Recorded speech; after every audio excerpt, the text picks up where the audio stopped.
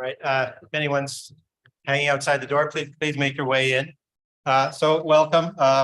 Welcome everyone who's here in person and those who are following us through live stream. This is actually the first lecture for this term. I guess I should introduce myself first. So I'm Will Galloway, and I'm the host for this evening, and I co-chair the lecture committee along with Terry Peters and with the students on our committee. So we divided the speaking roles for this evening into three parts. I'm going to do a few kind of introductory comments. Terry will then go over the logistics and the schedule for the evening, and then we'll have an introduction of the speaker by one of our students. This lecture is, as I said, it's the first in our winter lecture series, and it's sponsored by the Ontario Association of Architects and the Royal Architectural Institute of Canada. Thanks to both of you, both of the institutions, for that support. To put this evening's discussion in context, this lecture series is designed as a learning opportunity, first and foremost for the students, and as a way to extend and connect with the larger architecture community.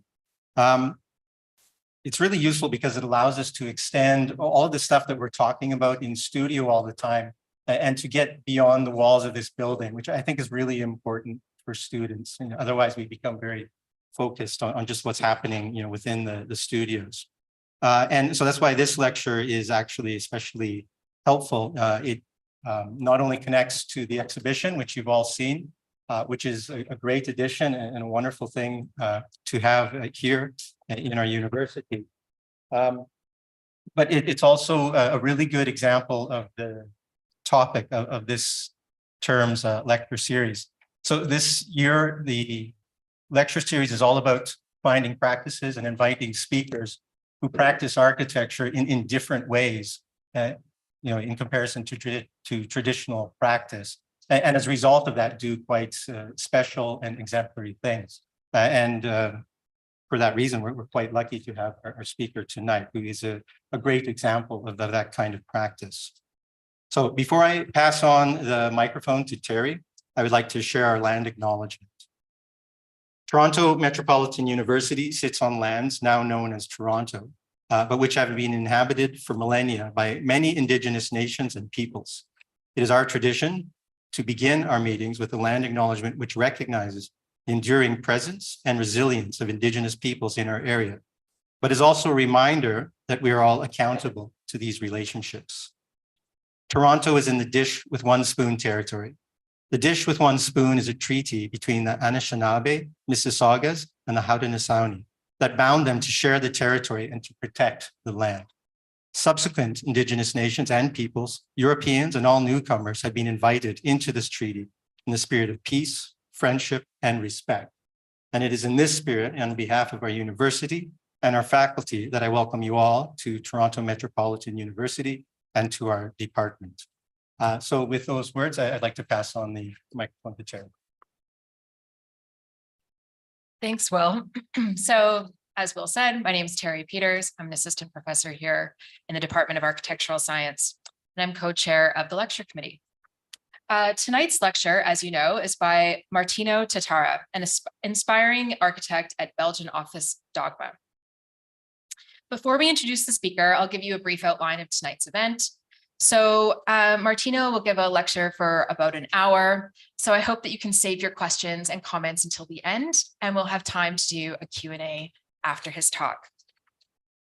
For the Q&A after the lecture, together with one of the student lecture committee members, Navneet, here, I believe she is here. We will pass the microphone around so that you can have a chance to speak.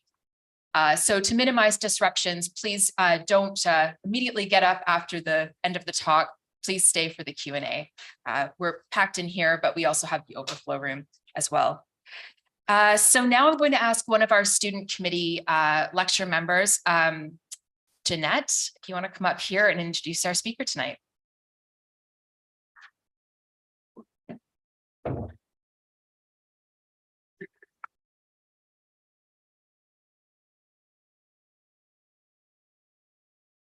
Martino Tattara is an architect and co-founder of Brussels-based architectural studio Dogma. Since co-founding the firm with Pier Vittorio Orelli in 2002, Dogma has worked on the relationship between architecture and the city by focusing mostly on urban design and large-scale projects. Dogma is active in offering consultancies to municipalities and agencies concerned with urban planning and architectural issues. Parallel to the design projects, the members of Dogma have intensely engaged with teaching, writing, and research activities that have been an integral part of the office's management with architecture. Martino Tattara is associate professor at the Faculty of Architecture in KU Leuven in Belgium. In the last years, Dogma has been working on a research by design trajectory that focuses on domestic space and its potential for transformation. This work, made of studies and projects, has been exhibited at different venues, among which include the Tallinn Architectural Biennale in 2014, the HKW Berlin in 2015, the Biennale di Venezia of 2016, the Chicago Architectural Biennial of 2017, and London Design Museum in 2018. There is a current exhibition in our DAS gallery called the Longhouse, and you can see their work there tonight. Thank you, Martino. We look forward to learning about your work.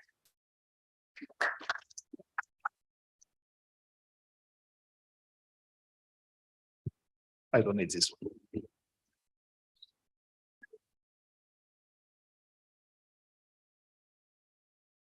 So thank you again to the School of Architecture for this invitation and also for the opportunity to speak at your lecture series. So tonight I will not talk about the Longhouse, but I'd like to present some of the design work that are part of this design research trajectory, as we call it, that indeed focus on more generally the issue of domestic space and its potential for transformation in relation to societal challenges. The title is Living and Working, which is a theme that I believe has become even more pressing and evident during the recent pandemic we are all going through in the last years. And it's a design, and the project I will present are part of this somehow research trajectory, and they are, some of them are competitions, some of them are perhaps more traditionally commissions. Many projects have been developed in occasions of exhibition, but in fact this work has also been supported by the researches as the one on the Longhouse that we are presenting here in your gallery. So what do we mean when we speak about living and working? To start the discussion about the relationship between living and working, I'd like to put forward three main arguments that probably are useful to understand what we mean with these terms. And the first argument is that our interest in the relationship between living and working needs, first of all, to be framed within what we can generally and broadly refer as the shift between forms of material production towards form of material production, what has been generally termed as the shift between the condition of Fordism and the rise of post-Fordism. And if Fordism was based on the manufacturing of material good, and the emblematic space for this production was the factory, within post-Fordism, the production of which is services, the city has become somehow the new factory. And it is in fact the city, the place where we meet, we exchange, we discuss, where social activities take place. And it is the city where those human faculties that are central to form of immaterial production are exercised the most and where they become productive. And this is also the reason why, on the one hand, we are witnessing a rising focus and really the success of the city as both a living and working space. But I would say that this is also the reason why, and I think from what I understood very briefly in the few hours that I've been here, that Toronto is also a good example of that. We are in a way facing problems such as the affordability crisis of housing, rising social pressure, and often deployment of social relations for the scope of production. Conditions that are clearly very oppressive, but that also can somehow, I would argue, being liberating if tackled directly and if we're able to make a project out of it. The second argument, or the second, let's say, frame that I'd like to make is about whom do we wish to address with the project that I will shortly presenting. And this process of, in a way, changing of the condition of production is accompanied by the emergence of a new subject, what has very well, I would say, signaled by Jeff Wall in this photographic work of the end of the 70s, which is titled Young Workers, which is a series of portraits of what we understand being young workers by reading the captions. And we can imagine that they might be friends of the photographer or artists or designers. But yet, while they do not embody any of the typical features of blue-collar workers, we would not recognize them as workers, in fact, if not through the captions. They are all represented to a very specific photographic technique, which is typical of social realism, which in fact signal the tension between, in a way, the emerging new subject and, in a way, the harsh condition within, the harsh welfare condition within, in fact, these people are engaging in their life. The third argument, which in fact brings us a little bit closer perhaps to our field of architecture, has to do with the fact that it is especially within new forms of production, when in a way our social capacities are put at work, that there are no boundaries anymore between living and working, between the sphere of production and the sphere of reproduction. We work 24 hours a day. We work while we are on our phone. We work while we commute. We work while we are at home. It is actually within this condition that home is becoming more and more an extension of our working space. Let's think of the use that we make of our kitchen table, that is an extension of our office desk. But it's also within this condition when the workplace is more and more domesticated, and I think we can all think of production space such as Google Factory. But even it is within this condition where traditional leisure space are becoming, in fact, alternative working spaces.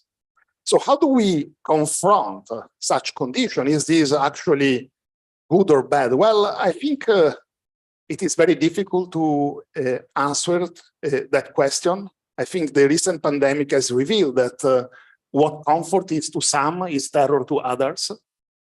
And while I think there is clearly danger in all of that, I believe that this condition, again, can be somehow liberating if tackled directly and we are able to make a sort of project out of that.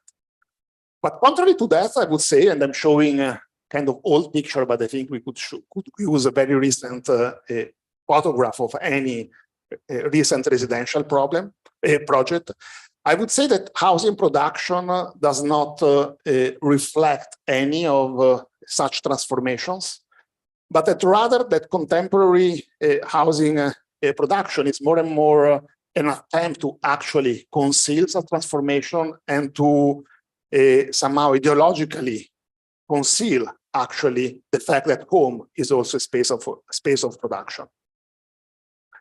And I think that this is something, again, that has been very well portrayed by Jeff Wall, who reveals how, in fact, home is a space of living.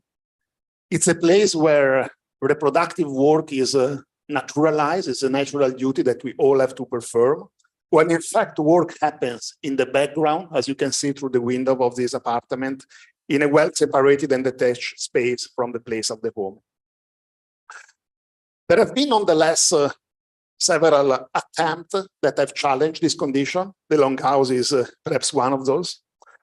But I'd like to perhaps mention the work of, for example, Karel Teige on the minimum dwelling of 1932 that we had actually studied in the past, which in fact does not refer to the small size apartment, the minimum apartment, the studios. I don't know how you call that typology here. It has not to do with the theory or the idea of the existence minimum as these were put forward by architects such as Le Corbusier, Taut, or Ernest May. But in fact, according to Teige, the minimum dwelling is the room, the individual living cell, what you see in the lower right corner of this diagram, which is meant to be fully supported by a set of shared domestic facilities, so that domestic labor is centralized and collectivized. But I think that in a way, the same tenet or idea has also been challenged by, let's say, the way in which certain personalities have engaged with their own living space. And I'd like just to show a couple of drawings, which in fact are part of the exhibition that are now on show in the building on the other side of the road. And in this case, it's the interior room of Giorgio Morandi's bedroom, which in fact is not just his bedroom, but has been the space where he has produced most of the artwork that he has been producing in his life. But also we can look at the room of Indian artist Nasreen Mohammed, who as well has been in fact producing all her drawings by sitting at the table that you see at the center of this room. So it's challenging profoundly the idea that domestic space has nothing to do with the sphere of production. So having said that, I'd like to show a few projects that in fact have allowed us to start thinking about many of the issues that have been briefly mentioning in this short introduction. And the first project is titled Communal Villa. It's a project that has been developed a few years ago in the occasion of an exhibition titled the Wohnungsfrage, which is a clear quotation of the Housing Question book by Engels. An exhibition for which we have been asked by the curator to develop a project in collaboration with a group of artists, which were supposedly the client of the project itself, where indeed the same community of artists could live and work together.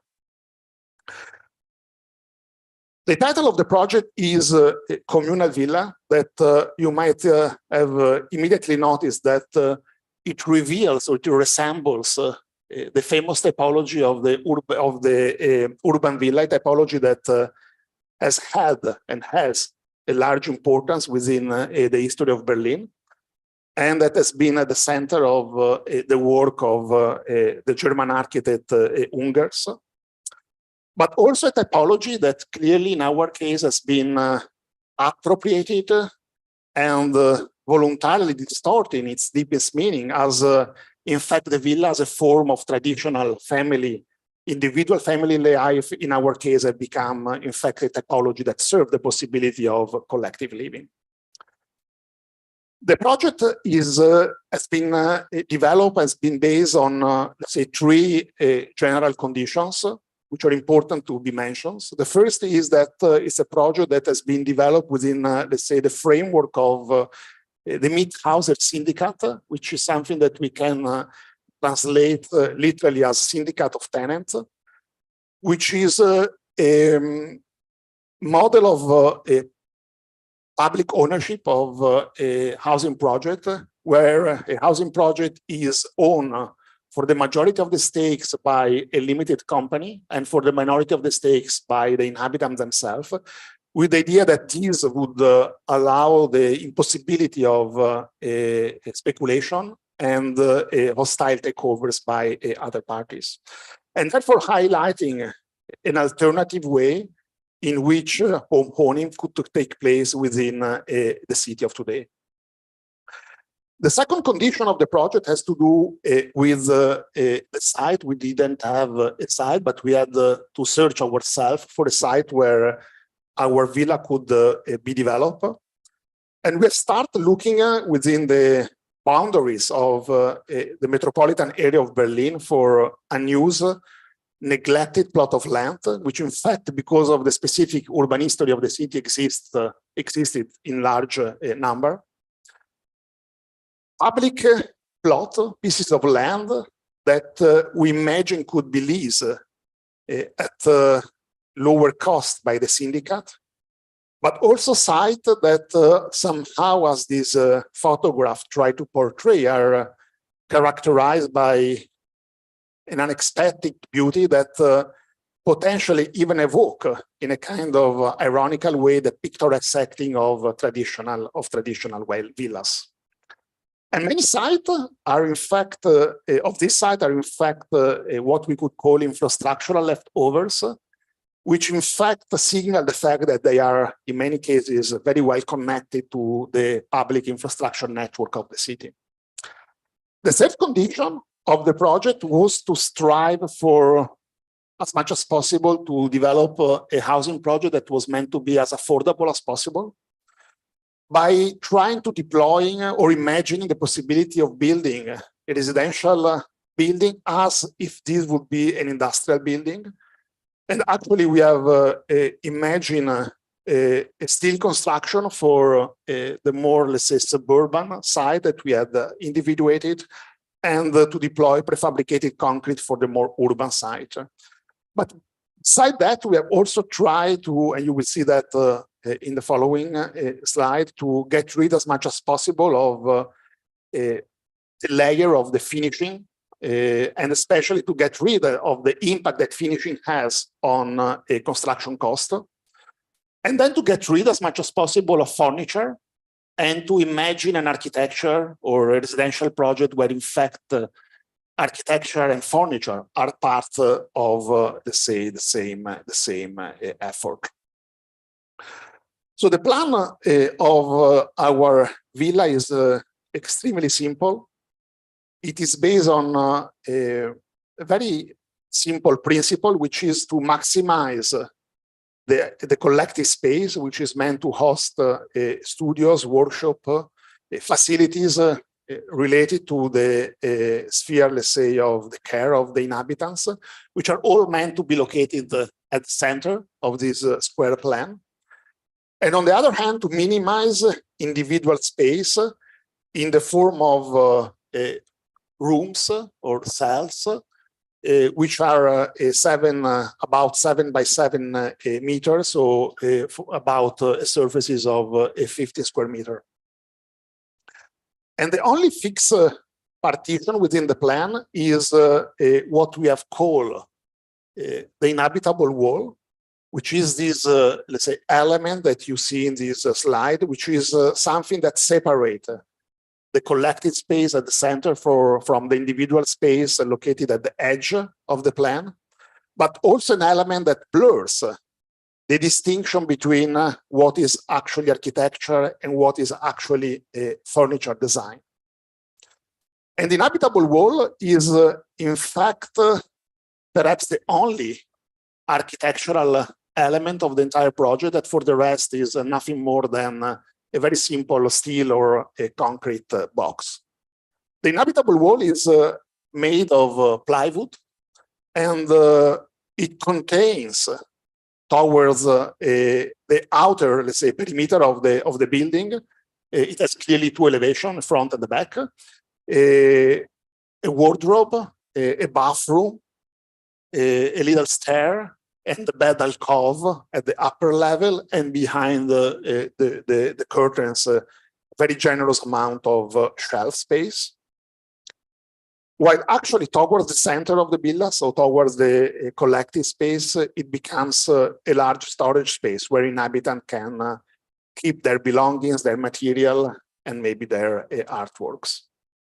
So this is an image of the inhabitable wall towards the private space of the room, which in fact signal how, in a way, this building is about collectivity, not only because in fact it's a building where 50 artists are meant to be living and working together, but also where in fact the collective nature is underline or emphasize through, in a way, the abstract language of this element, which in fact has no style, no decoration, no character, no representation, exactly to avoid the way in which all these elements have always been used within domestic space as a tool to individuate for whom a certain space has been produced. While in fact we aim at producing an architecture that had no style, had no representation, which was truly collect in the sense that could be in fact used by a male or a female, by a children or by an adult. With sliding doors and the sliding curtains that hidden in a way the content of what in fact is contained, the infrastructure that is contained within this inhabitable wall. All the inhabitants are given the same amount of square meter, independent of their condition or their status, both in terms of individual living space, what is on the right side of the element of this plywood element that is located at the center of the section, but also in terms of availability of collective space that is meant to be collectively used on the left side of the section. Let's quickly look at the plan of the house. I've already explained somehow the principle through which the plan has been organized. This is the plan of the ground floor, which has at the center, in a way, this space where productive activities are located, where space that can be renegotiated by the inhabitant themselves, while in fact each of the floor is surrounded by a belt, let's say, of individual living space. Spatial configurations, especially the one of the center, that in a way also is meant to blur the idea that art is the result of the individual genius, but that in fact art production is often very much the result of collaboration among different people. So the third level, and then the plan of the last level with the transparent roof that is meant to lead the courtyard at the center. The section of the building with 4 double height floors, an axonometric scheme, and few images of the interior space, which in fact reveal how indeed this is looks more like an industrial building rather than a residential project, with exposed structure, with the inhabitable wall on the background, which structure that is visible so that the inhabitants are able to, in a way, modify and appropriate the building through movable partition that allow to constantly reconfigure the central space as a place of living, a space of working, a space that can be used for the care of the self, but that can also be used for, let's say, work and production. A space where it is possible being together, and where in a way spatial and structural legibility are there in order to support the possibility of, let's say, inhabitants self-determining the way in which they want to live and the way in which they want to use this central space. And if we look at this, let's say, simple axonometric drawing that show the insertion of this urban collective communal villa in different in some of the plot that we have identified in the city, you might say that in a way this project is quite indifferent to the site where it is inserted. Although I would say that in fact it clearly resembles many of the structure that we are so much used to find in this area, in this part of the city. But I would say, or I would argue that certainly is not indifferent to the socio-economic condition of the site and of the city for which it has been developed. The communal villa has been imagined as an industrial building built with simple and cheap material, and without actually trying to disguise this affordability, but to, in a way, reveal such condition with a certain pride to the city, striving for what we call a new monumentality, which is not done by deploying expensive material, but actually mostly through the careful control of the dimension of the architectural component of this building, the proportion and the overall simplicity of the composition. At the exhibition that was held in Berlin, we have had the chance to build a one-to-one model of one of these rooms and one of these inhabitable walls, reproducing space of the cell. Clearly, this is the external view of the inhabitable wall with the general storage space where artists would keep their own belonging. With a long table along the windows that each room would have toward the outside, and with the inhabitable wall with the bed alcove located at the upper level above the bathroom and the storage space. The next two projects that I like to present are projects that in a way follow the principle of the project I've just been presented, and they try to deconstruct the affordable housing complex, trying to tackle the same three fundamental passages that we believe are fundamental to the production of affordable housing. And these fundamental passages that are often, especially within our discipline, considered complementary part and detached part, separated one from each other, in fact, should perhaps constitute, let's say, a singular approach to the design of affordable housing. And these are indeed the issue of land property and the home ownership, the issue of construction, and the issue of typology.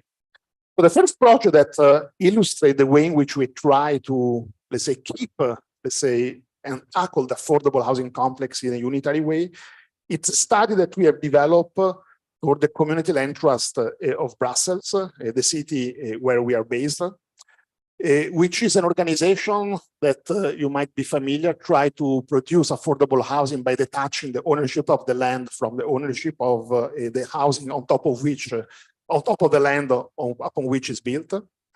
It's an organization that in our case, it's in a very initial phases, and it is largely supported by public subsidies, which in fact result in the fact that community land trust in Brussels at the moment need to follow very strictly the guidelines for public housing that are existing within the city. And in fact, this is somehow a little bit, perhaps was what we try to challenge together with the organization, which in fact were interested in trying to explore and expand this collective ownership of the land into something that in a way could also not only concern the ground, the land, but that in fact could also, let's say, influence the way in which the house was organized. They were interested in exploring the idea of the evolutive housing, where the house not only adapt to the changing demographic condition of the inhabitants, but also becomes a sort of growing investment over time. And to rethink construction, not really in terms of, let's say, traditional or really the construction of the project, but more in terms of maintenance, transformation, and adaptability of a housing project throughout the time. We have started actually our project again, searching for a potential site in the city. And Brussels is it's a city that has been famously named as a vacant city, a city that have many vacancies among, in fact, which many sites that we believe could be bought and assessed by the community land trust. But in fact, this was also a way for us to understand what type of typologies of plot are available in the city and for which, in fact, we could develop a sort of prototypical proposal. And in fact, we start looking at a few sites, and although they all look, let's say, very different in their shape, in their forms, we in fact understood that all these vacancies are actually part or fragment of unbuilt fragment of existing urban block or quite traditional urban block, and that in fact they are either, let's say, a small portion of a block, a place where normally, traditionally, one single terrace house would be built, terrace house being the traditional typology of the city, or larger one when actually series of terrace house could be built one next to each other. So that in fact, all these plots are in fact either one basic module or the multiplication of basic module into the formation of a larger plot. And it's interesting that in fact, the basic component of the city is, or this plot is the terrace house, because the terrace house is, let's say, a building that historically has been used as a way to, in a way, especially really embody the idea of private property. The two, let's say, blank wall, which are load-bearing, are structural components of the house, are also walls that cannot be perforated and really demarcate the limit of the ownership of a piece of land. They're actually, in a way, the architecture is something that is expressed only through, let's say, the simple facade, which are normally based on the repetition of few decorative elements. And there is a topology that, especially at its origin, was ignored by architects who have actually often chosen to work on larger mansions outside the city. Exactly because, in fact, terrace houses were, in a way, very primordial example of what we could call a purely speculative typology. So, given actually the background, it was actually interesting to, let's say, reappropriate again a typology that has been conceived with completely different purpose and to transform it into, let's say, something different. So we have started working on what we could call a typical plot of the city, a plot which is characterized by two short sides, with one of them facing the street and one of them facing the patio or a garden in the back, and two longer sides, which are normally meant to be, let's say, the blind walls of one of these terrace houses. And we have started our project by working again on the idea of the inhabitable wall, a service structural core that is meant to be placed perpendicular to the street and which, in a way, subdivide the plot in two halves. Inhabitable wall that, as you can probably understand from this image, that contain, which is actually the structural element of the home, but that in fact it's also contain the basic facilities of living, such as the toilet, bathroom, and kitchen storage. And in fact, each of these, the inhabitable wall is, let's say, meant to be, let's say, flanked by two, let's call it space, corridor-like space, which have a minimum width of 3.5 meters, but that, of course, could also become larger according to the specific condition of the site.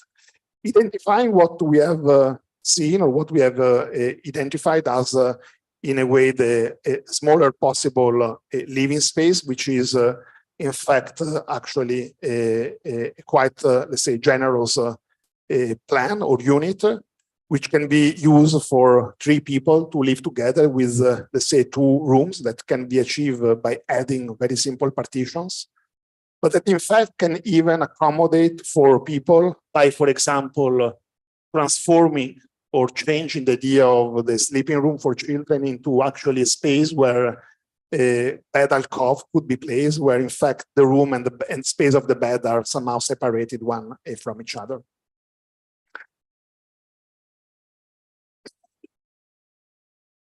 Of course, larger unit could also be built along a tree, for example, a service course with 4 linear rooms, allowing for, in this case, the future subdivision of originally larger houses into, for example, 2 independent units, with a small unit, in this case, on the right side of the plan, where, for example, a son or a daughter could be accommodated when he or she grew older, but where even a larger house, which could even be subdivided into 3 units, where parents would retain only a fraction of the initial house, and the kid would be given each an independent unit at 2 sides of the original house.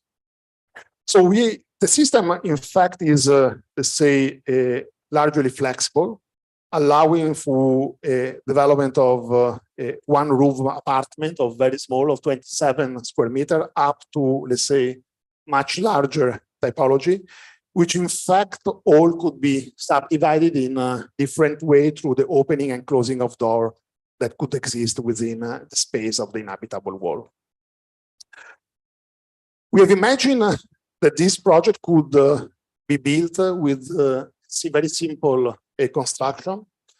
We have thought of a project to be built in a cross-laminating timber, because in fact it's a technology that allows very fast construction on site, something that the community land trust was very much, let's say, interested in, something that in fact could be quickly assembled, but especially something that in fact is ready to be inhabited, and it's also especially something that, because of its the entirety of the wood structure, is something that could be, let's say, easily adapted and transformed by the inhabitant themselves in the course of their life.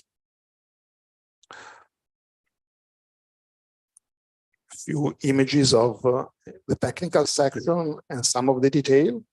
And then, in fact, the choice of wood was seen very potential in supporting appropriation and transformation of their living unit by the inhabitants themselves. And therefore, we have developed what we call a manual for residents that, in fact, would help them in, for example, building a partition wall within this corridor space of their home. And I will just show the different steps, which I think are pretty much self-explanatory.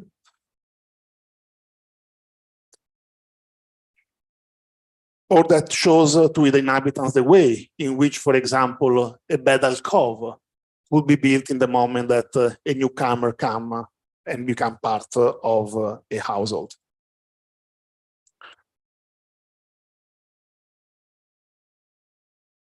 So we finally tested all, let's say, these ideas into, let's say, one of the few sites that we have shown at the beginning.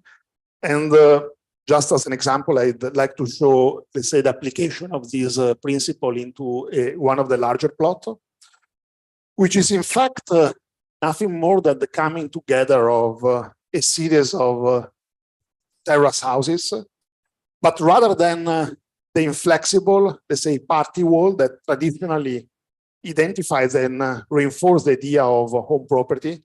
In this case, this becomes the support of, let's say, different typologies, the enlargement and shrinking of the living unit over time, where in fact the facade also clearly reveals the structural organization of the unit, with the most transparent, let's say, part of the facade highlighting the presence of the living space, and the most opaque part of the facade that reveal the, let's say, equal bay of the house and the structural core.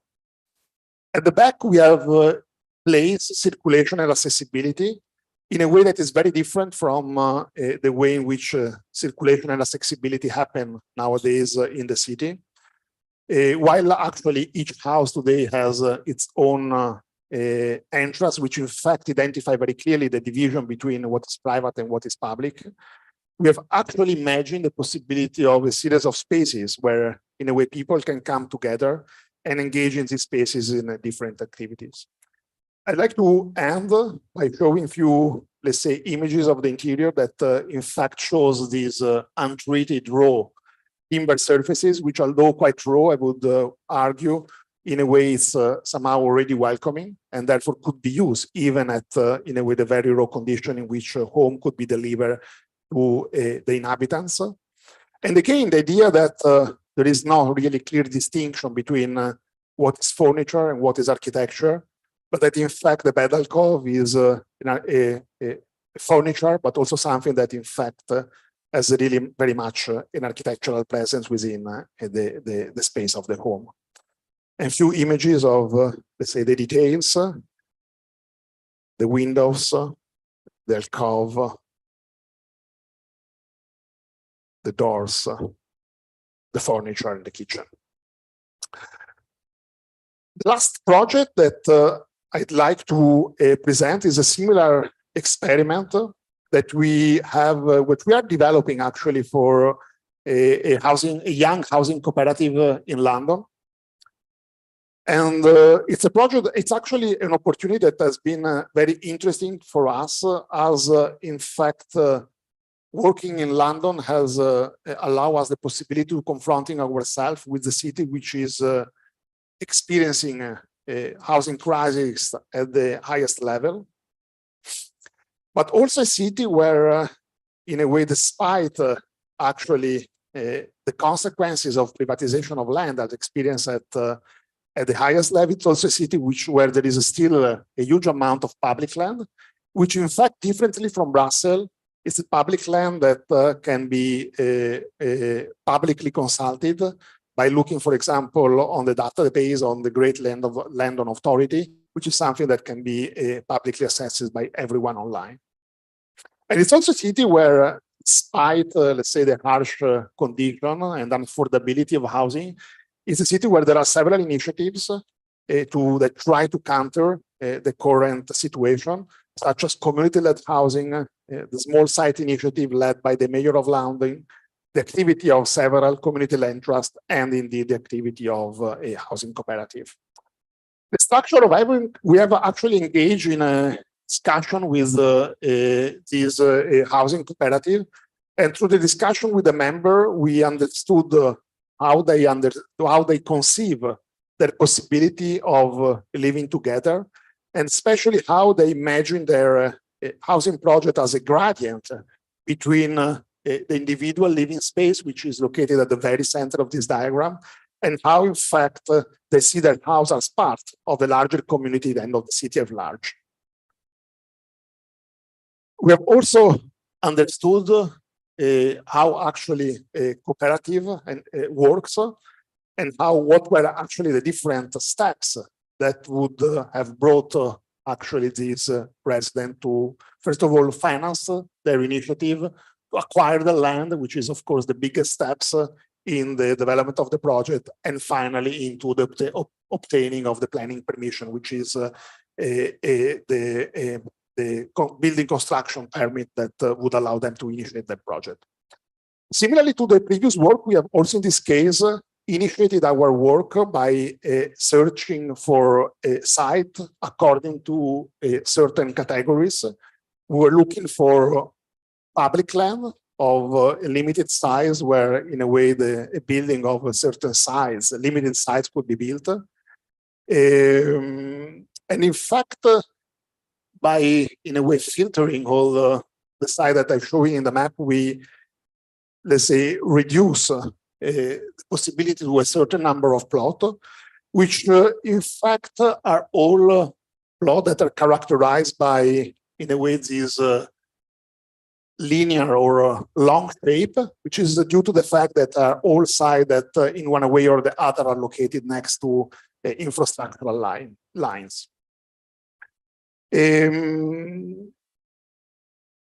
So we had, let's say, reduce the choice to, let's say, 3 sites, for which we have tried to develop, again, a prototype that could work in, let's say, each of these sites.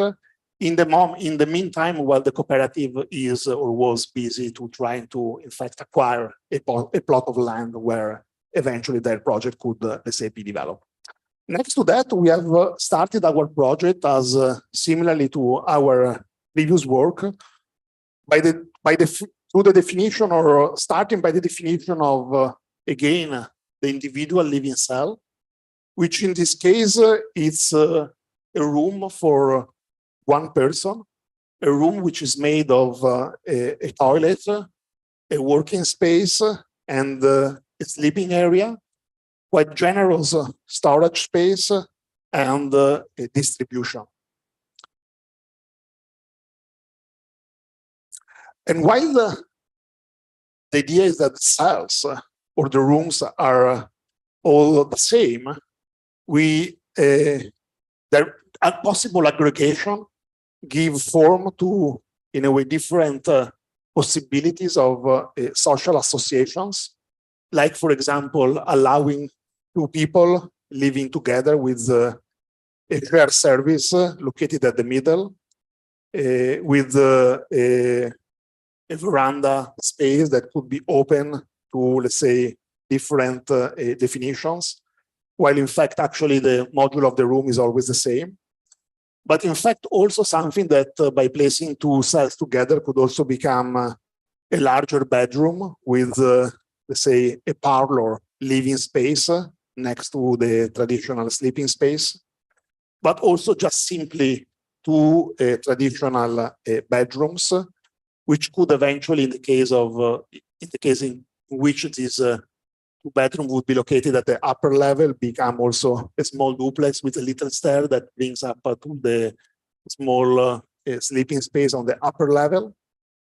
But the same unit could also unfold into independent household, like, for example, giving form to or giving possibility to form a small studio, a keep in this case with a small kitchen, but also more traditional two-bedroom apartment with a bathroom and a larger kitchen, or a three-bedroom apartment, but also, in fact, the possibility of having two larger apartments which share together a large eating space and a large kitchen. So we try to, in a way, develop a very simple structural system that was meant to, in a way, support all the different combination of the living unit that I have just, in a way, been presenting. And in fact, we, in this case, try work with a post and beam timber structure, as in fact, the member of the cooperative were interested in the possibility of engaging in the construction of the building. So we, in fact, deploy a quite, let's say, more traditional construction system that would allow, in fact, not so skilled workers to be to engage with the construction of their living space. Again, you actually recognize a service strip. This is a model of the project, which is contained into, let's say, this green, let's say, element at the center of the section, which is indeed again the element that separates the private space of the room from, in a way, the more collective space of the home. Section, a detail of the structural system based on post-beam timber structure, technical section. And then we develop a series of aggregation of this, let's say, logic for the three sites that have been presented before, giving form to three actually different topologies, the very long and thin that would fit, of course, for the very long and thin plot, the, let's say, more traditional rectangular plot of land, and in fact, a more, let's say, larger plot, which in fact would allow the possibility of placing collective space next to the individual private space. The three different sections, and I just like to present one of these possibilities, the more perhaps conventional one, where in fact the collective space is placed at the middle.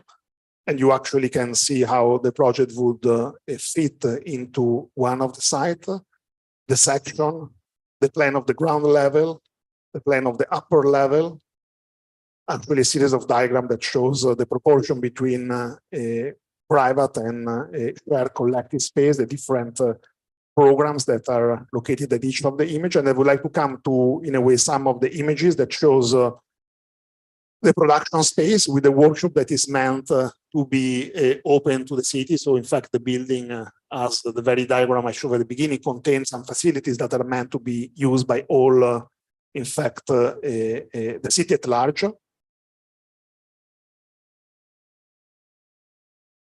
Few images of the interior space where, again, the distinction between what is living, what is working is blurred. The veranda-like space. And again, a few images of the space of the room that, in fact, reintroduce the idea of an interior where furniture and architecture are merged into each other, and where, in fact, furniture becomes an important aspect of what we could call a domestic landscape. And I would like to conclude with a series of axonometry that, in fact, shows the application of this strategy to a larger variety of sites in London, some of which have been showing at the beginning. And in fact, I'd like to conclude by maybe saying few things. First of all, that domestic habits are in fact very hard to change. And I think we have all somehow ingrained ourselves within a certain way of living. But also because in fact, domestic habits offer a sense of, let's say, orientation and security to inhabitants, especially in times which are uncertain.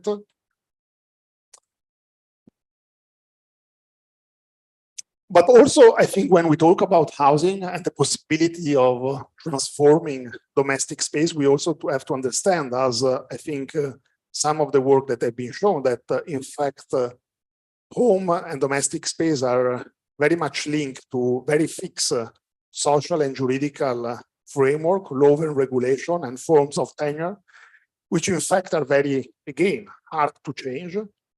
And for all this reason, I think it's not enough for us as architects to, let's say, engage with simply alternative typological solution. But in fact, we really need to connect these with alternative form of ownership and with ways in which, in fact, construction of this typology could, let's say, really be achieved. And in fact, this cannot be solely a process of, let's say, bottom-up engagement with housing, but in fact, it's a process that needs to be negotiated with authorities who might have to offer that incentive to the possibility of achieving this housing, so that in fact, a real reform of housing could, in fact, be, let's say, achieved in such a way that, in a way, affordable houses could, let's say, be really offered in large quantity and become, in fact, the right that should be for the city of today. Thank you for your attention.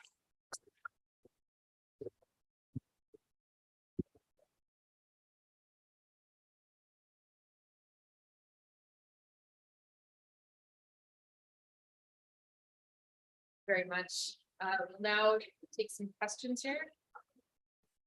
This is working now. You can come on up, Debbie. We'll pass the microphone around here.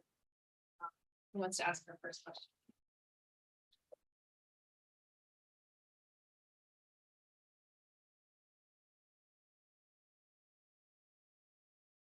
Hi, thanks so much for the very interesting lecture. I guess I'll kick it off for a little bit here.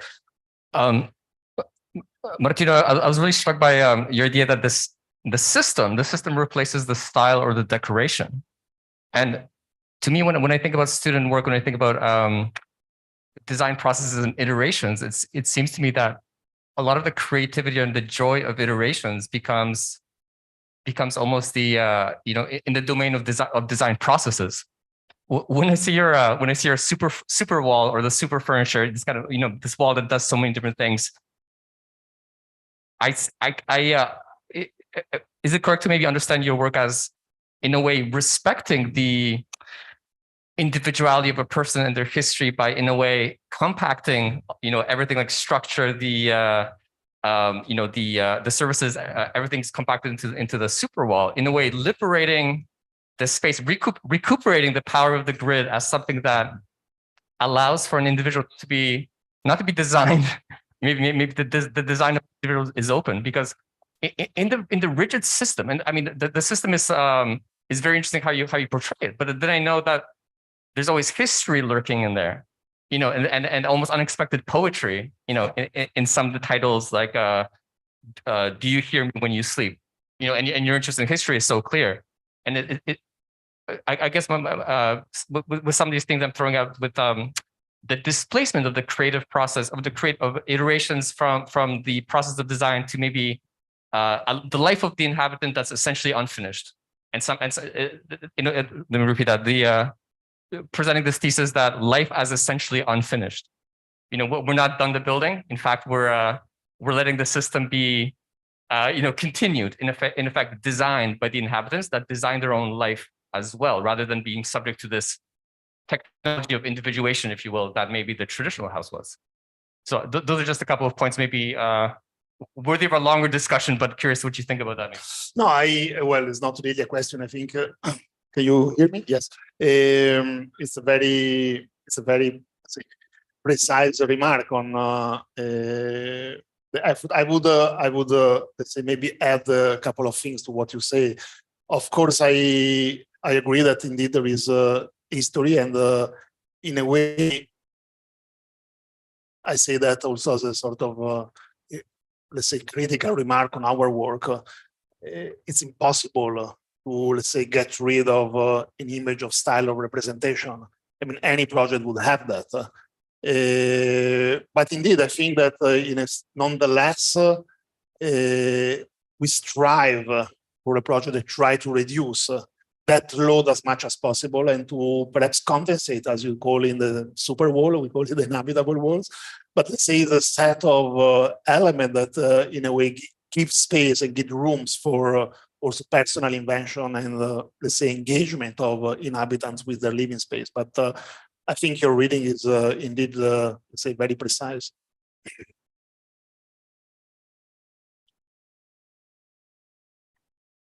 Hi, I really enjoyed watching all the drawings that you've shown. They're very, very interesting. I have a question regarding the first project.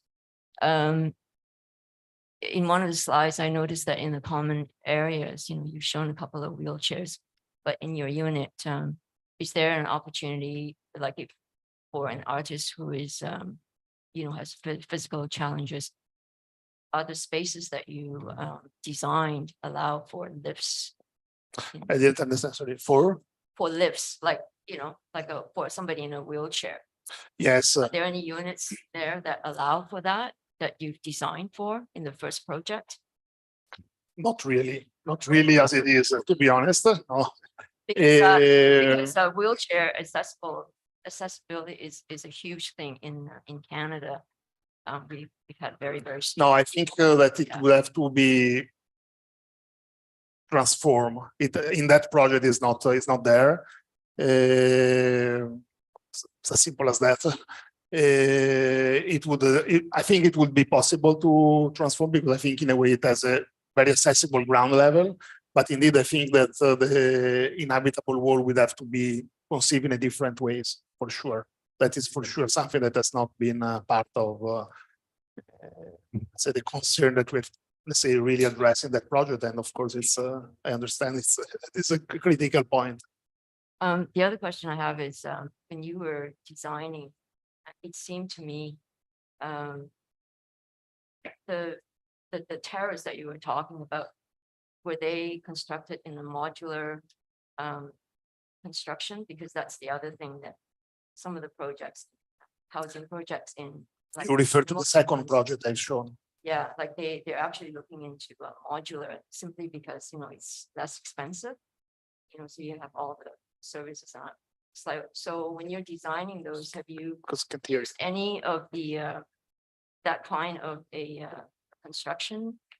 Any of the concept modular? Yes. Like so prefab, and then you just assemble it on site with all the connection of all the services. Have you done anything in your, because it just seems to me your project is very it can be done that way. So I'm just wondering. It is meant modular? To be. It is absolutely very modular and based on repetitive element. Of course, the possibility of working with, I mean, let's say the structural element is the same for all the projects, but then in fact the space, let's say that flank, each of these structural wall are meant to be adapted to actually the size, the regular size of this plot.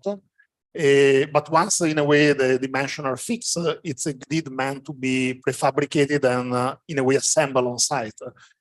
All these elements in CLT, cross-laminated timber, can be built according to the size that is designed. They're all the same and they would quickly be assembled on site. So it's in fact, once the plot is defined, the dimensions are known, in a way all the structure are meant to be indeed very modular and based on repetition. both actually the timber part and also, let's say, the terraces. I think that's what you were referring, that are meant to become the circulation system of each of these housing projects. Hi, Martino. Thank you very much for the presentation. I really love the simplicity and the universality of the projects. I guess the concern now is our role as architects or designers. We increasingly find ourselves at the interface between, I guess, like capital and people. And the direction in which we're going, we find increasing privatization, that our policies do not go towards the collective, but quite the reverse. And we can see that in the built form, increasingly tall towers, et cetera. I just wondered if you could speak to, let's say, some of the challenges you either faced and experienced, or maybe foresee in trying to apply this or bring this to, let's say, a policy level, one where is again applicable to social housing laws. We see the disenfranchisement of all of our social housing, right? So I don't know if maybe you could speak to things that you have experienced or possibly foresee in the future as we try to push this idea forward into application. Well, I think there are different levels of difficulties. The first one is a regulatory level. I think also the previous question to add to that is that, in fact, many of these proposals, they break some aspect of, for example, the construction rule of the places where we are embedded.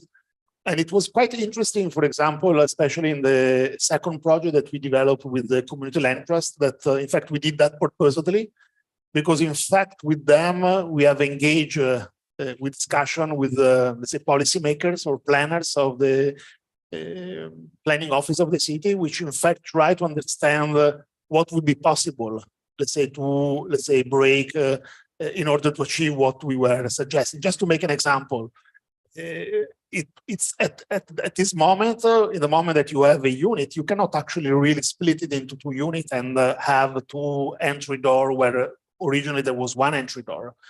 So to have two address or an address generated that did not exist at the moment in which a building permit is granted. So that is already like a big transformation. Circulation that we were discussing before that happened on the outside of the building is not really possible. So there were all, let's say, items that, these are very specific, but just to start, that in fact are in a way really, let's say, breaking with the current, let's say, possibility of, say, building something like that in the cities.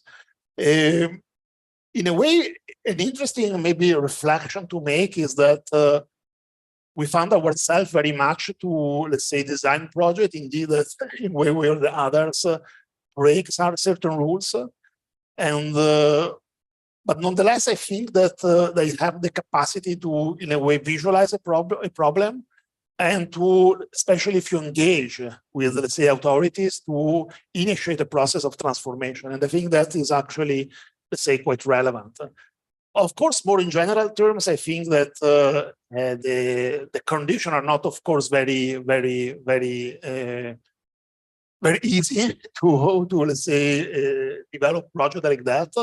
But at least in Europe, because of the affordability crisis that we are witnessing in many cities, and actually Brussels is a city that is not particularly, let's say, expensive compared to maybe other cities, like, I don't know, I guess Canadian cities, or let's say London that I've been mentioning before, or Italian city, for examples.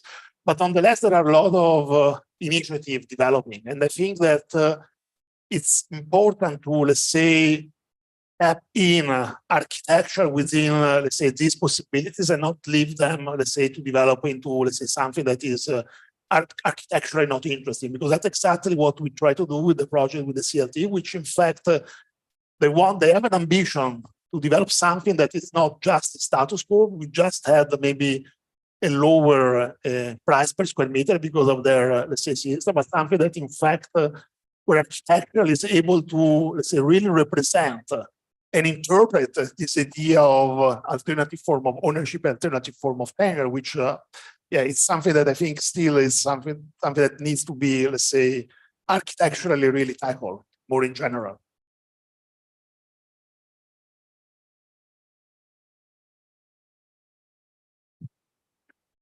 Hi, thank you for the presentation. So I have a question about the concept of the minimum dwelling. So please correct me if I'm wrong. So as I understood it, the minimum dwelling is not, as you said, the minimal dimensions to live, but it's actually a unit within the house. That is the bedroom unit. So I was wondering, especially with that project with the structural cores. So it starts off as like the minimum dwelling of room with like the toilet, and that's all. And then eventually it expands to becoming like the full bay with like an added use of the workspace, or the unit could expand to becoming like 2 bays and have more functions included into it. So I was wondering, at what point is the room no longer a minimum dwelling? Yeah, it's a good question. I mean, I think these projects are all, let's say, they're not, let's say, exact representation of, let's say, theoretical idea. They are projects that in a way reflect about certain ideas. Some of them, let's say, are, let's say, more explicit. I think the first project is a more explicit representation exactly of, let's say, the idea of the minimum dwelling as represented in the diagram of 1932. The other one, in fact, maybe this is, let's say, less clear, let's say it's clear. In fact, in the conversation with, let's say, the cooperative, the member of the cooperative, or some of the member, because in fact it's growing, we had, in fact, a very plural and diverse set of people with which we were working. Some of them, in fact, were open to, let's say, a more collective idea of dwelling, to the idea of really reducing the living space and to somehow share, as in Tiger diagram, the possibility of set of collective facility to support the possibility of living within certain spaces. But other members did not want that. They wanted to have a more traditional living space, but still they wanted to be part of this, let's say, cooperative and this, let's say, building complex. So there are differences. There is gradient. Some of the typology that we, let's say, develop or formal organization are really, let's say, representation of them. Other are perhaps a little bit more distant from that. But we also thought that it was interesting to be able to keep them together within let's say, the same structure. I think that that was also somehow something that that project achieved, that in a way allowed the freedom to choose the way in which people would have want to live. I do find the idea that it is not clear sometimes what is a dwelling actually kind of fascinating. Is it inaccurate to say that, I'm just kind of making my own answer here to the question. Is it maybe inaccurate or accurate to say that a room is no longer a minimum dwelling when other like productive or reproductive functions start to become introduced into the space? When, sorry? When like more like productive, more like work functions or other domestic functions starts to get introduced? Well, of course, yes. When in a way we start to have a independent or a kitchenette, where you start to have all the facilities that in Tiger's diagram that place outside are placed inside. Indeed, you somehow soften or in a way reduce the radicality of the idea of the minimum dwelling. But of course, there is, as I say, some of the members, they didn't want to have a collective kitchen, they didn't want to share certain things, but they want to share some other things. So again, also in our work on the minimum dwelling, which originally was meant to also be brought here, but then we developed the exhibition on the Longhouse. In fact, we discovered that the diagram of Tiger, in fact, there is many buildings or projects that have been developed that follow the idea of the minimum dwelling, but all of them interpret the diagram in different ways. We had a very nice, actually, page in which we are, let's say, apply all the diagram to a series of projects, and we actually realized that the line that, in Tiger diagram is only somehow putting aside a single room, in fact, it's actually sometimes in the center, sometimes some other function are on the right, sometimes on the left. And I think in a way, that's the way in which this idea of the minimum dwelling has been perhaps interpreted in the moment in which has been put on the ground in the making of architectural project. And I think our building is following a little bit like that. Some of the units are more strictly an interpretation of that diagram, others in a way perhaps shift the position of that line a little bit to the left. Thank you.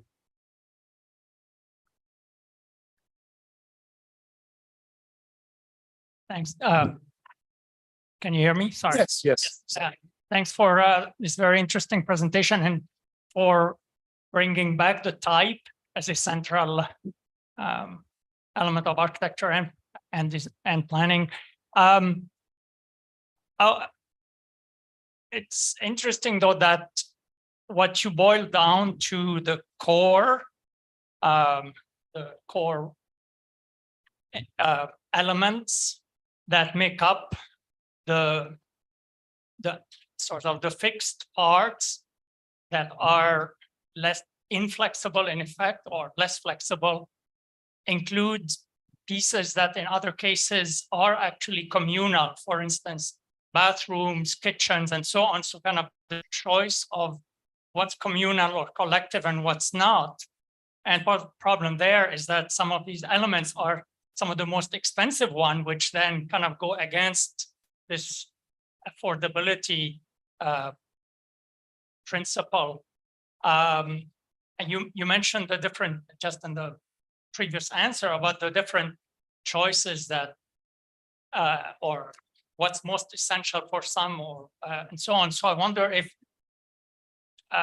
you considered sort of having the kind of how far to go with the standardization, and perhaps having 2 or 3 types to enable more variation in what is essential. So collective kitchen, for instance, which I don't think I saw in there, which might be essential for some, and whereas the bathrooms is not. I mean, and part of it is you showed that image of the new towers in Toronto, and interestingly, that's another form of minimum unit that it's moving towards, and in it, the kitchens and bathrooms haven't shrunk so much. It's more the other spaces that are shrinking, and so that's sort of the tyranny of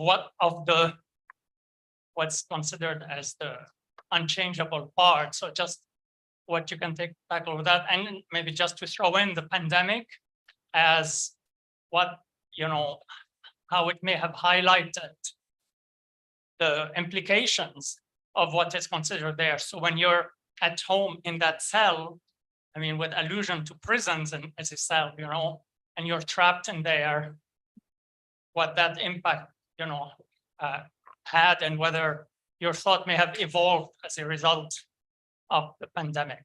Maybe to add that. Well, I think it's a good observation. Well, there are differences among the project. There are differences in, let's say, the level of radicality of them. You might have understood that.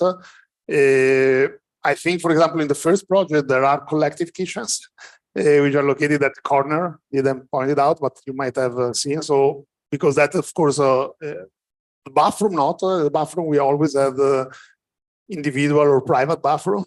That's more or less in all the projects, but in a way, the level of elements that are shared and the ones that are not shared varies within our work. I mean, indeed, of course, I think I agree with you that maybe some economic consideration should be attached to the choice, and in a way, maybe this should be strategically calibrated, and maybe that would be important, especially if we look them from that point of view.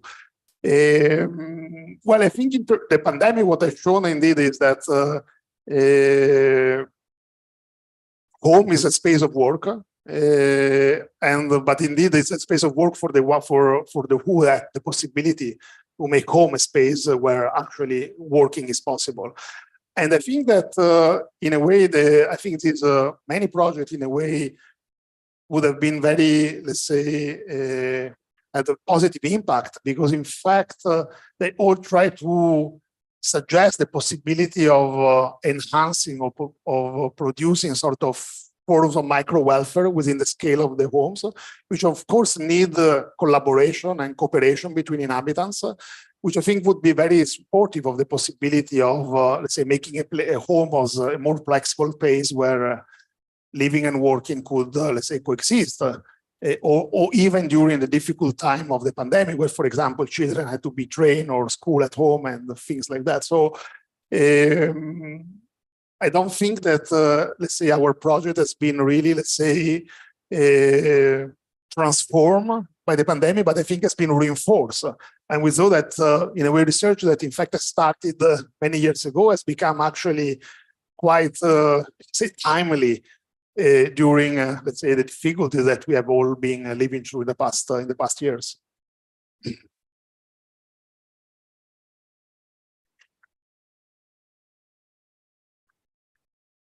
Thank you so much. I think everybody has appreciated the lecture. I just want to reiterate that it really was so fascinating. I wanted to touch on, try to connect things and keep it tight, but you started the discussion with this point about how domesticity and work are sort of blurring the lines, and the focus of your presentation has been on how to combine working functions into conventionally domestic spaces. I'm kind of curious about how you might reflect on the opposite process, about the domestification, if you will, of working spaces. So that's like one thought. The other is if you can give any further reflection on how the cities of the different projects and the cultures and the built fabric, the basic units of these different places have informed the relationship to the expression of the projects in those places. And I'm thinking about how might these principles and ideas translate to our city, in that we don't really have the same form of communal housing, like block typologies that you'd find in Berlin, nor do we really have the basic unit of like the townhouse unit or the terrace houses that you mentioned from Brussels. Or, you know, London is its own thing, as you said. So yeah, just wondering if you could respond to any of those thoughts. Thank you. I think maybe it's true what you're saying, that okay, maybe the, let's say, urban conditions are different, but I also think that in all our projects, I insisted on the fact that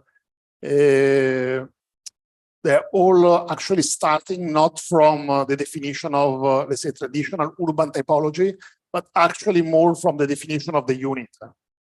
And I think that in a way, this is an approach that could unfold, in fact, in generating very different, let's say, urban typologies, as we could call them, or let's say, building forms that in fact could, I mean, in our cases, indeed, might unfolded into, let's say, type that have a certain relationship with the place for which they've been developed. But I think that if you approach the project of housing not from, let's say, the outside toward the inside, but from the inside toward the outside, I think that you are able to generate easily, let's say, configuration that would, in fact, be very much fit to the condition of other cities from, let's say, the European city with which we have been confronting ourselves.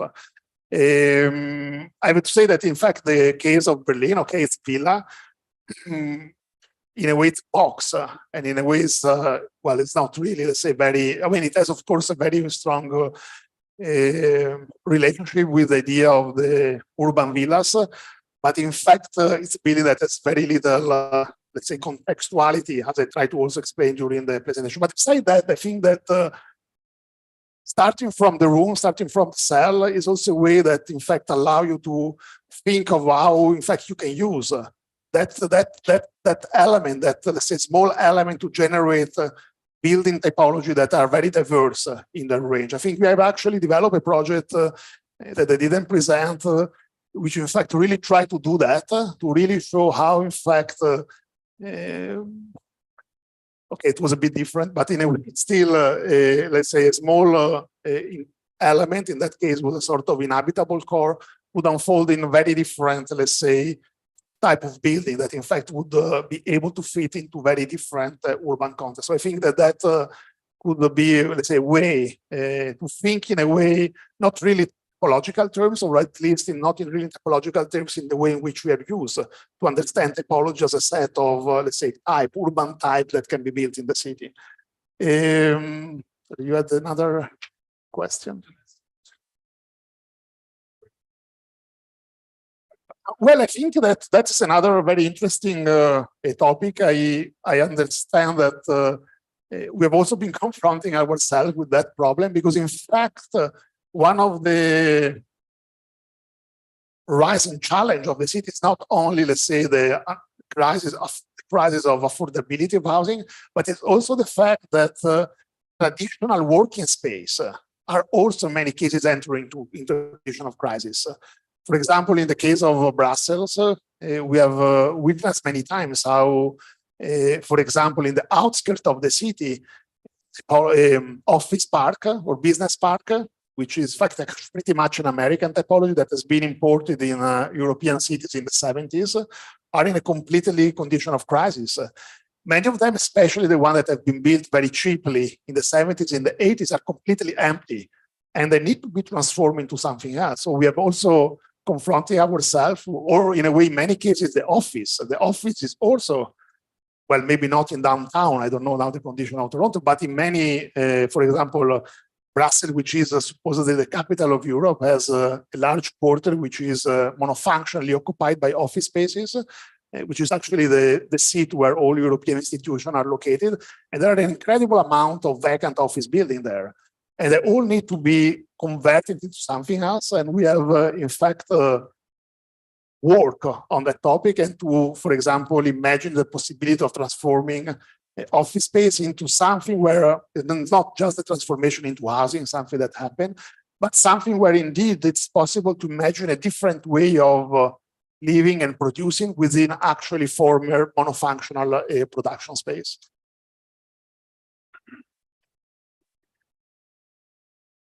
Hi, thank you for your lecture. I really enjoyed seeing how all three projects had kind of a common theme between them of kind of giving the user and the artist more freedom in how they go about their space. And I kind of wrote some, but and it's kind of, you were showing within your images more so options of how people can start using their spaces and how it's going about. But it's also kind of a prediction of how people will use a space.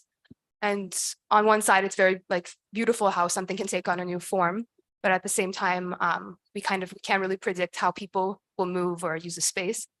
And so my question is, as architecture moves to something more modular and more giving kind of users more freedom, do you have any, or do you find that there are implications with that? And kind of, do you think that architecture should be taught now or move towards being taught in a way that's, you know, looking more towards human psychology and behavioral psychology, or yeah? Well, I don't know about that, but I would say that it would be important to train students to understand that yeah, maybe project need to accommodate also the unpredictability of future use of a certain space.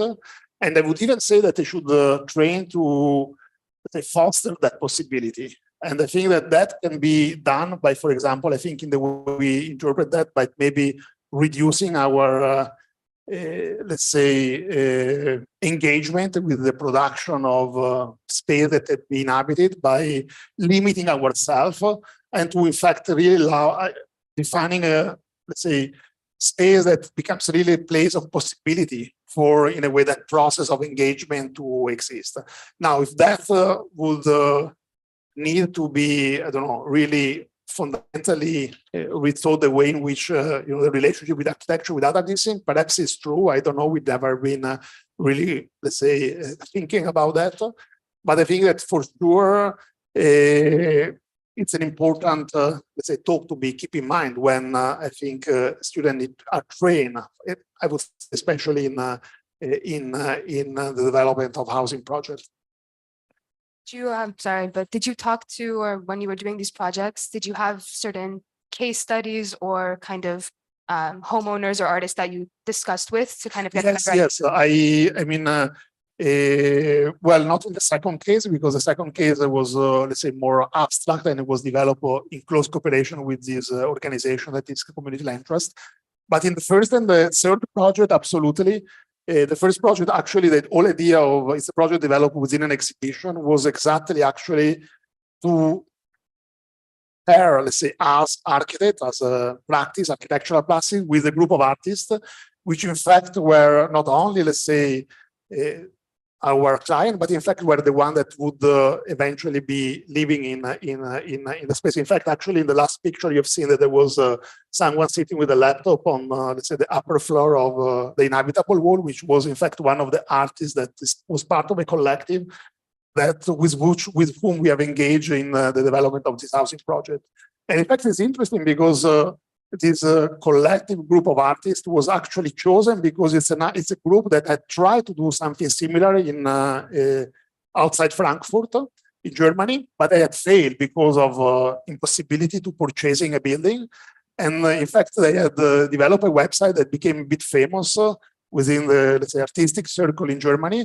And that's why actually the curator of the exhibition has decided to invite them and invite us to work together to the development of this project. So indeed, actually, it's really, let's say, the result of a close cooperation between us and them.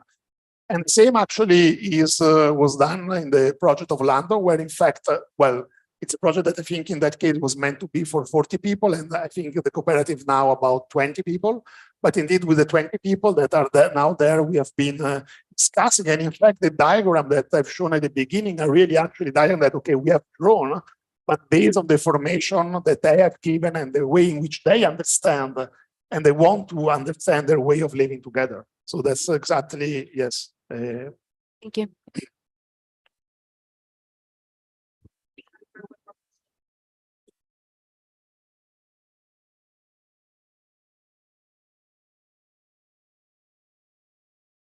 Hi.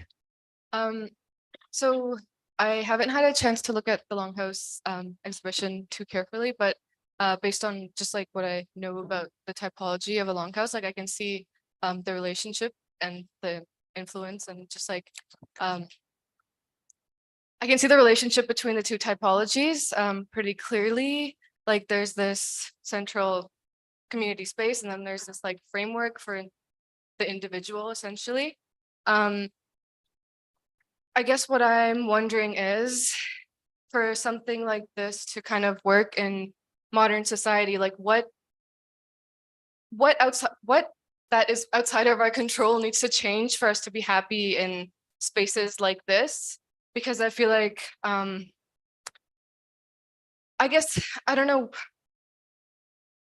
we always kind of desire to, when we're going home, you don't want to be like, just like around people again. There's like this idea of like needing to escape and like home as like escape, which comes to mind. And I also was thinking about the context and culture within which longhouses worked, and how that's like very different from the society that we live in. So yeah, I guess my ultimate question is, what social and like work related things do you think need to change for people to be happy in spaces like this? I don't know. I think that, well, they're not really long houses. I mean, they're also long, but in fact, they're not a direct interpretation of the long houses that are in the exhibition, which are, although in fact, those long houses challenge some of the, let's say, idea of domestic space that are also somehow challenging some of these projects. I don't know how to answer to your question, but I also think that maybe just to clarify one thing, I don't think that this is an absolute medicine for everyone. I think that these are, alternative possibilities that are open for people that are, willing to live in such a way. And I don't think that that is something that may be really fit for everyone. We don't have that ambition.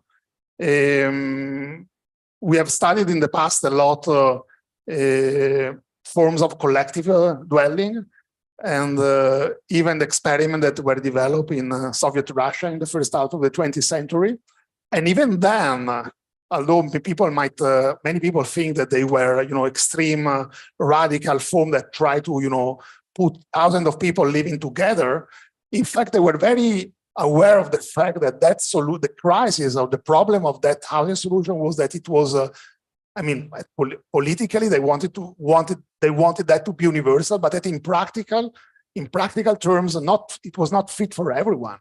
That in fact, really collectivity could only be achieved whether we'll be able to provide a system that could accommodate the different aspiration of people that are very different from each other. There are people that might want to live in a certain way, and people that might want to live in another way, which is, and in a way, the range of possibilities is so diverse that, in fact, it was not possible to give just one absolute answer. And I think that in a way, this project, or at least the gradient that I try to show with these three projects is exactly to show that there are possibilities. I think in a way, the second project is in a way very traditional.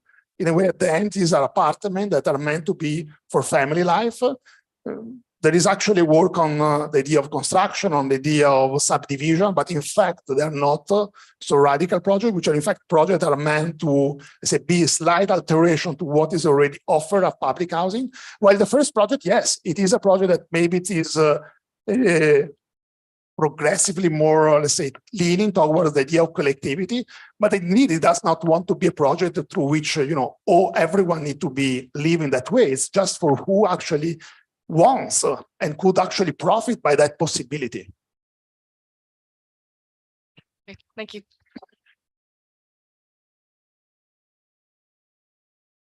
Thank you very much.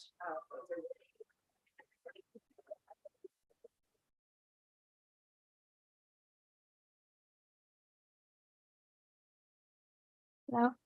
So I would just like to thank on behalf of the student body, faculty and staff community of the Department of Architectural Sciences. I would like to thank Martino for sharing his work with us. Your words this evening have left us with a greater understanding of how architects can advocate for better architecture and how we can be the driving forces for change in architecture and design. Thank you so much.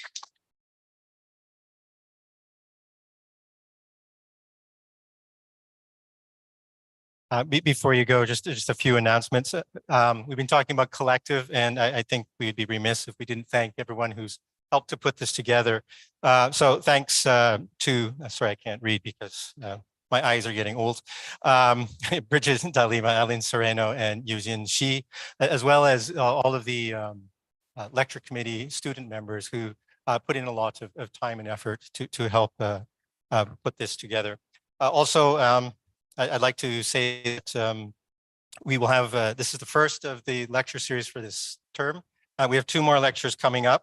The next one will be, sorry, I really can't read this, March 9th, where we hear from Toronto-based JA architects.